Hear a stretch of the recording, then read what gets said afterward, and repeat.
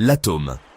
Cette entité minuscule, bien trop petite pour être observée même avec les microscopes les plus puissants, détient la clé de la compréhension des éléments constitutifs fondamentaux de l'univers. De l'air que nous respirons aux étoiles qui illuminent notre ciel nocturne, tout ce que nous observons est finalement composé d'atomes. Pendant des siècles, la nature de la matière est restée un mystère. Mais ce n'est qu'au 19e et 20e siècle que la véritable nature de l'atome a commencé à être révélée, grâce à l'ingéniosité de scientifiques qui ont osé sonder l'invisible. En perçant les secrets de l'atome, nous avons pu percer les mystères des réactions chimiques, du comportement de la lumière et de la nature même de la réalité. L'histoire de l'atome n'est pas seulement un récit de progrès scientifique, mais un témoignage de la puissance de la curiosité humaine et de notre poursuite incessante de la connaissance. Dans les annales de la science, la théorie atomique de John Dalton représente un moment charnière, marquant la naissance de la pensée atomique moderne. En 1803, Dalton, chimiste et physicien anglais, a proposé un modèle de l'atome qui a révolutionné notre compréhension de la matière. Dalton envisageait les atomes comme de minuscules sphères indivisibles, semblables à des boules de billard miniatures.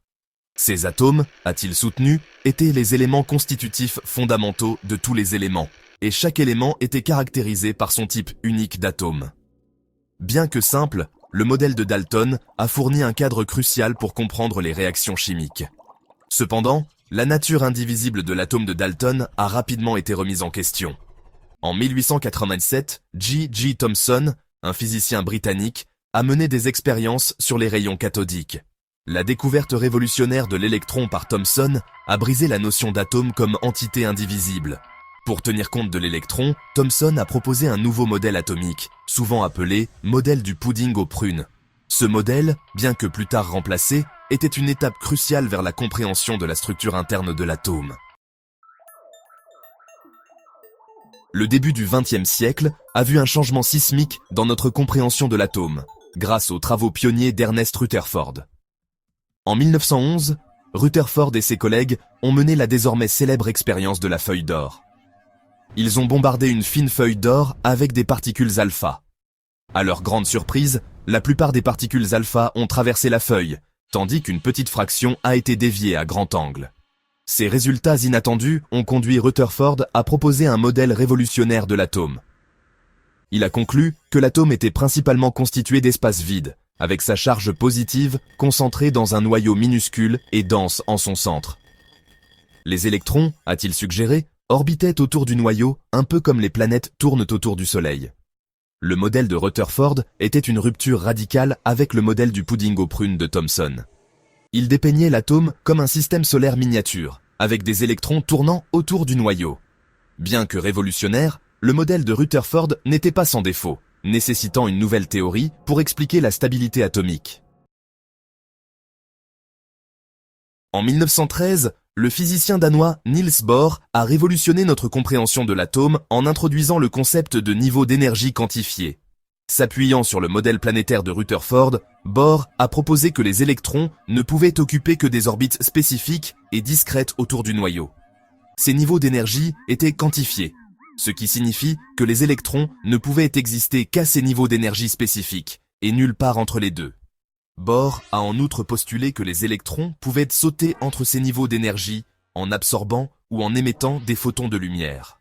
Lorsqu'un électron absorbait un photon, dont l'énergie correspondait exactement à la différence entre deux niveaux d'énergie, il sautait à un niveau d'énergie supérieur.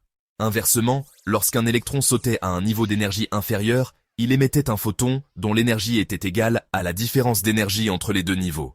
Cette brillante intuition expliquait les spectres de raies observés des atomes. Le modèle de Bohr expliquait magnifiquement pourquoi ces raies spectrales n'étaient pas continues, mais plutôt discrètes. Le modèle de Bohr, bien qu'il ait constitué une avancée majeure, était encore incomplet, nécessitant de nouvelles avancées en mécanique quantique. Section 5. Entrée dans le domaine quantique, la mécanique ondulatoire de Schrödinger. Au milieu des années 1920, un nouveau chapitre de la théorie atomique s'est ouvert avec le développement de la mécanique quantique. À l'avant-garde de cette révolution se trouvait le physicien autrichien Erwin Schrödinger, dont la mécanique ondulatoire a fourni une nouvelle façon profonde de comprendre le comportement des électrons dans les atomes. Schrödinger a proposé que les électrons soient mieux décrits comme des ondes. Il a développé une équation mathématique, connue sous le nom d'équation de Schrödinger, qui décrit le comportement de ces ondes électroniques. Les solutions de l'équation de Schrödinger, appelée fonction d'onde, fournissaient des informations sur la probabilité de trouver un électron à un point particulier de l'espace autour du noyau. Cette interprétation probabiliste du comportement des électrons a marqué une rupture radicale avec la vision déterministe du monde de la physique classique.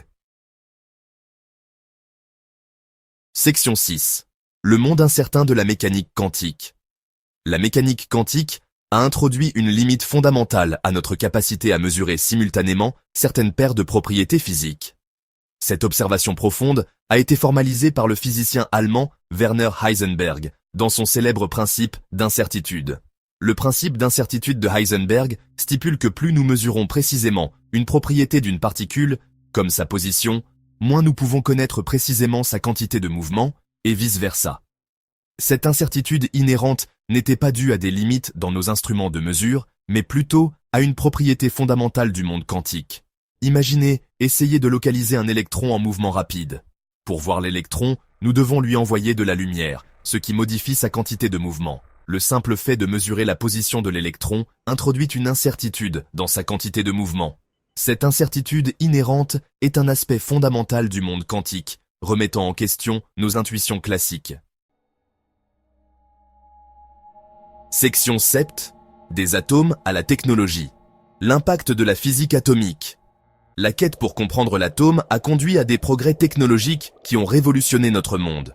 Du smartphone omniprésent aux techniques d'imagerie médicale qui sauvent des vies, la physique atomique a joué un rôle crucial. L'une des applications les plus connues de la physique atomique est le développement des lasers.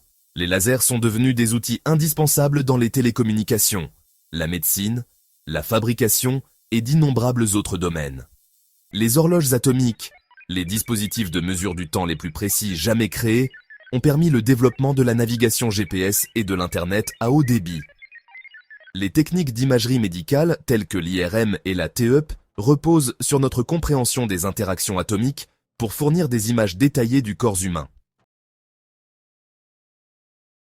Section 8. L'avenir de l'exploration atomique. Le voyage au cœur de l'atome est loin d'être terminé. Un domaine de recherche actif est celui de l'informatique quantique, qui vise à exploiter les propriétés de la mécanique quantique pour construire des types d'ordinateurs fondamentalement nouveaux. Ces ordinateurs quantiques ont le potentiel de révolutionner des domaines tels que la médecine, la science des matériaux et l'intelligence artificielle. Une autre frontière passionnante est l'étude des atomes ultra-froids, où les atomes sont refroidis à des températures juste au-dessus du zéro absolu. À ces températures incroyablement basses, les atomes présentent des phénomènes quantiques exotiques, tels que la condensation de Bose-Einstein. De plus, la recherche de nouvelles particules et de nouvelles forces au-delà du modèle standard de la physique des particules est étroitement liée à notre compréhension de la physique atomique. Des expériences menées dans des accélérateurs de particules, tels que le Grand Collisionneur de Hadron, repoussent constamment les limites de nos connaissances. Section 9. Conclusion. La quête éternelle pour comprendre l'atome. Des sphères indivisibles de Dalton à la mécanique ondulatoire de Schrödinger, notre compréhension de l'atome a subi une profonde transformation au cours des siècles. Chaque nouveau modèle a révélé une couche plus profonde de complexité et d'élégance dans les éléments constitutifs fondamentaux de l'univers.